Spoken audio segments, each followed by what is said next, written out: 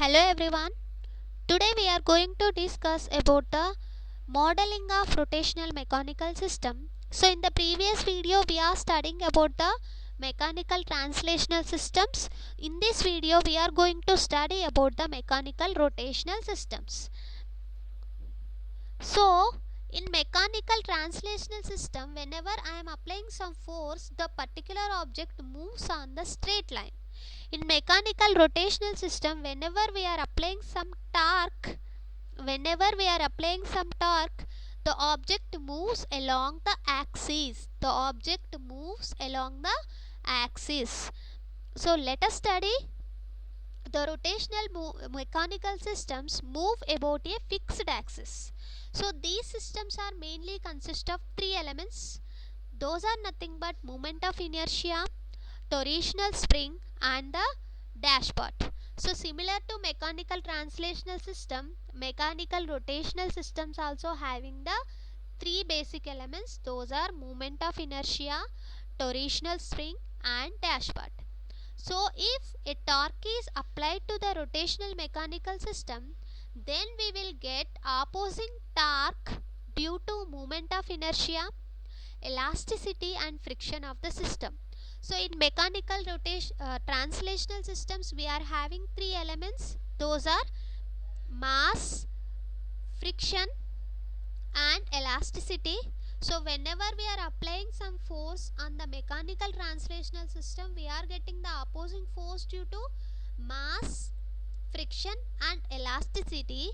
Similarly here also, if I am applying some torque on the rotational system, then I am getting some opposing torque due to moment of inertia, elasticity and friction of the system. So whenever we are applying some torque, the applied torque and the opposing torque are in opposite directions, and according to Newton's second law, the algebraic sum of torque acting on the system is 0. That is nothing but applied torque is equal to the opposing torque. There applied force in mechanical translational systems, applied force is equal to the opposing force. Similarly in mechanical rotational systems, applied torque is equal to the opposing torque. So let us discuss one by one. Here also we are having three elements: moment of inertia, torsional spring and dashpot. So first we will study about the moment of inertia. The moment of inertia, so in translational mechanical system, mass stores the kinetic energy. Similarly in mechanical rotational system, momentum of inertia stores the kinetic energy. So whatever the mass we are having in translational system, here also we are having the similar type of element. That element is the moment of inertia. So if a torque is applied on a body which is having the moment of inertia of G. So translational system we are having the mass, rotational system we are having the moment of inertia. So I am applying some torque. So definitely I am getting the opposing force due to the moment of inertia. So whenever I am applying torque, I am getting opposing force due to moment of inertia. The remaining forces, the remaining torque, that is the remaining torque due to elasticity and friction are negligible. So whenever we are considering one opposing force, the remaining opposing forces are considered as negligible. Here we are having three elements: moment of inertia, friction and elasticity property. So if I consider the opposing torque due to moment of inertia, then I need to neglect the opposing torque due to elasticity and friction. For example, if I consider the opposing torque due to elasticity property, in that case I need to neglect the opposing force due to moment of inertia and opposing force due to friction. For example, if I consider the opposing force due to friction, then in that case I need to neglect the opposing force due to moment of inertia and opposing force due to elasticity. So whenever we are taking one opposing force, the remaining opposing forces are considered as negligible. So just this is not the rotational body, just in order to understood I am showing. So this box is having the less weight, so he can, whenever he are applying some force, it is moving easily compared to this one, just like that. So if you observe this one, so which is having high amount of momentum of inertia, that body is having the more acceleration or less acceleration. So this is moving very fastly. Here the momentum is along the axis, because these bodies are moving along the axis. So here the momentum of inertia, the opposing force due to momentum of inertia is directly proportional to the acceleration. And whenever I am removing the proportionality constant, here we are getting the J.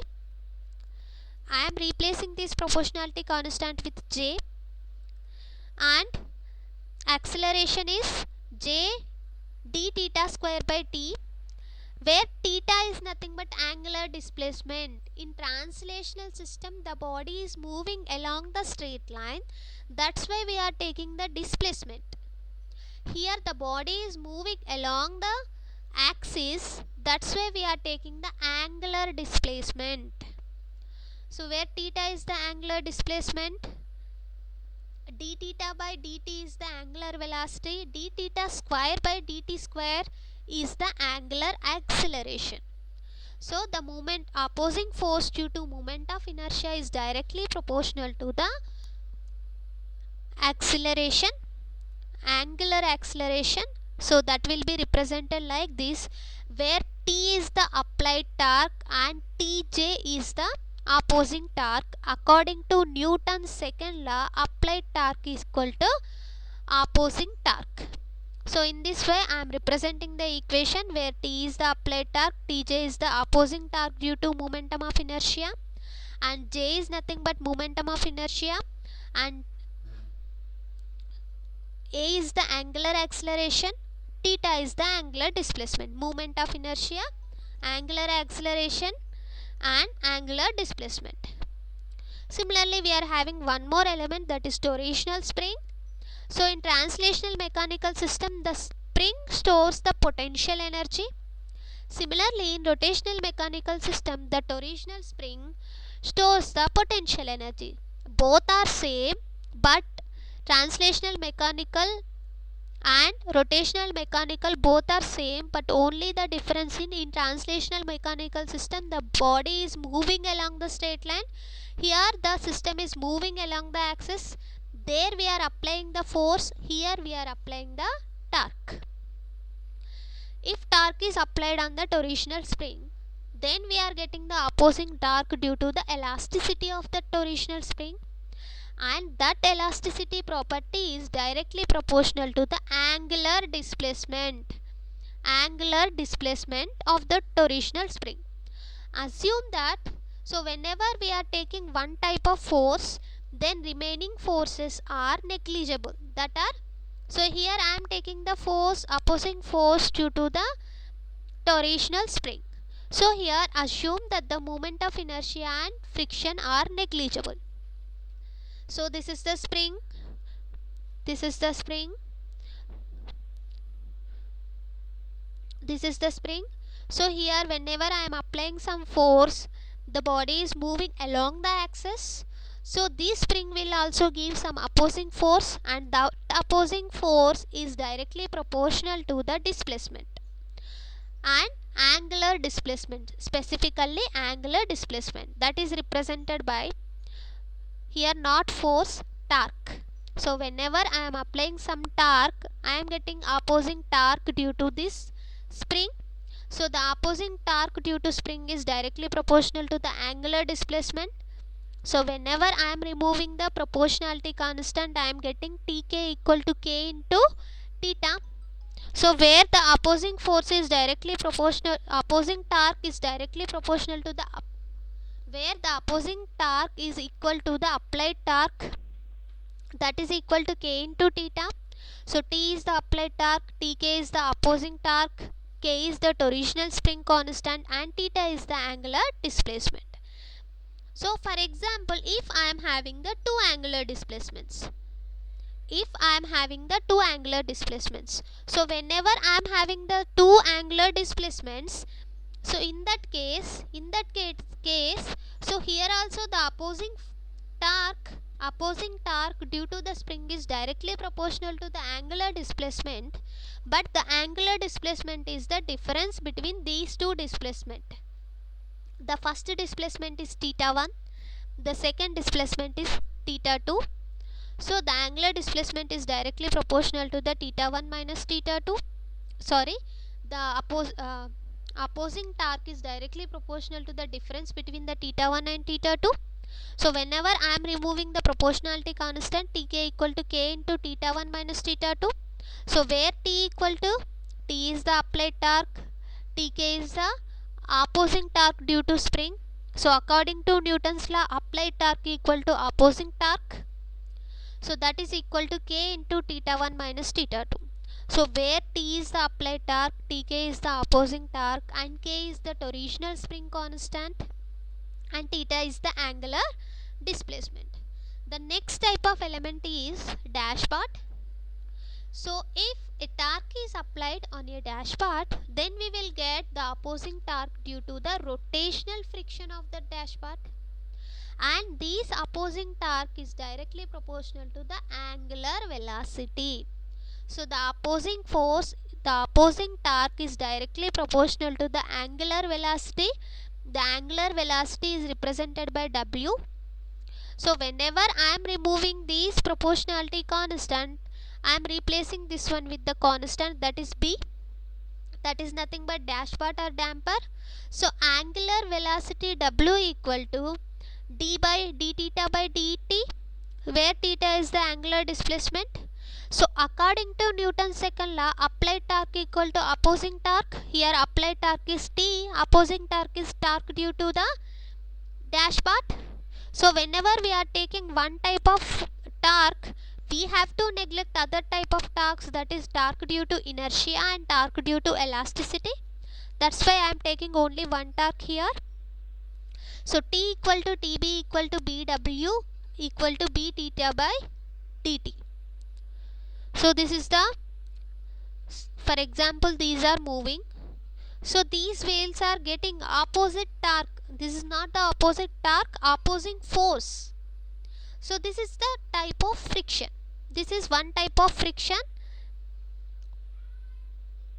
So where TB is the opposing torque due to rotational friction, B is the rotational friction coefficient, W is the angular velocity, theta is the angular displacement. For example, if I am having two angular displacement, so here I am having the dashpot. So I am getting the opposite torque due to this dashpot. So the opposite torque due to dashpot is directly proportional to the velocity, angular velocity. But if I am having two displacements like angular displacements like theta 1 and theta 2, in this case you have to consider like this. So opposing torque due to friction is directly proportional to the angular velocity. So whenever we are removing the proportionality constant, that is replaced with the BW, B into d by dt. So in place of theta 1, just take the difference between the theta 1 and theta 2. In place of theta, take the difference between the theta 1 and theta 2. So d into theta 1 minus theta 2, and applied torque is T, opposing torque is TB. According to Newton's second law, applied torque equal to the opposing torque. And here whenever we are taking one type of element, we have to neglect other opposing forces. So where TB is the opposing torque, B is the rotational friction, W is the angular velocity, theta is the angular displacement. So thank you for listening this lecture. Hope you get some knowledge about this one.